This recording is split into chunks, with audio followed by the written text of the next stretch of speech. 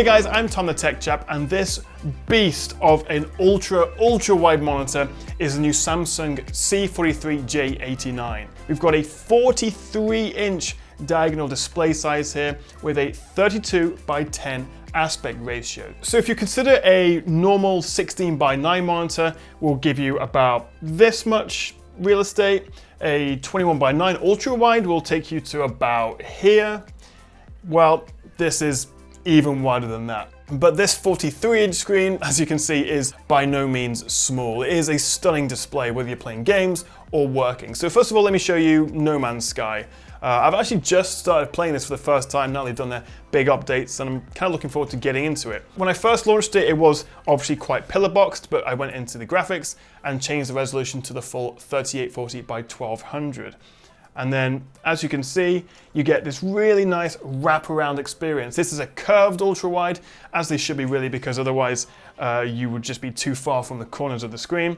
But as well as that, this is a 120 Hz refresh rate panel, so everything feels silky smooth. But as a YouTuber and a video producer, I spend most of my time in Adobe Premiere Pro, and having this extra horizontal space means I get even more room to play with. It's really, really nice. But to be honest, you may not even need that much space. The whole point of these super ultra-wide monitors really is multitasking, having multiple tabs open side by side. So maybe I'll have Premiere Pro here, maybe a Chrome tab or Adobe Lightroom over here, because essentially what you're getting is two full HD monitors side by side. So you could have a dual display setup if you want, but there's no ugly bezel, no extra cabling. This is a really super slick modern setup, but you should be prepared for a fair bit of pillar boxing depending on what you're watching or doing. For example, a YouTube video looks like that. Because obviously this is what a 16:9 aspect would be on this screen. This is how much extra space we're getting, but despite being a bit of a beast on your desk, it is actually quite flexible. You can VESA mount it if you prefer. You've also got swivel like this. You can height adjust it, it goes all the way down there, and you can also tilt it. Of course, it doesn't rotate because that would be insane. You get really thin bezels on the top and the side with a little bit of a chin on the bottom. It's a VA panel with a 3000:1 contrast ratio, and we're looking at an 8 millisecond gray to gray response time. There's a really wide selection of ports as well. We get 2 USB-C ports plus 1 USB-C upstream, along with 3 USB ports, an HDMI 2.0, DisplayPort 1.2, headphone jack, and the power in.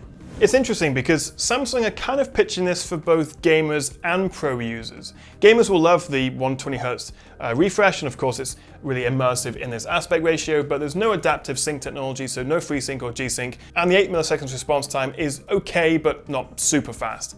But at the same time, having USB-C ports, the KVM switch, which lets you have 2 inputs side by side at once, whether it's for your games console or your laptop maybe on the left side, and your desktop PC on the right, means it's a really good productivity tool. And of course for creators, having that extra space, particularly for things like Premiere Pro timelines, is really, really handy.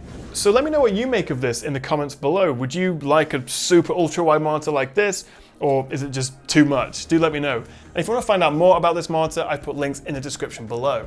Make sure you click like and subscribe so you don't miss any of my videos, and I'll see you next time right here on the Tech Chap. Now I'm actually going to play some of this and stop messing around.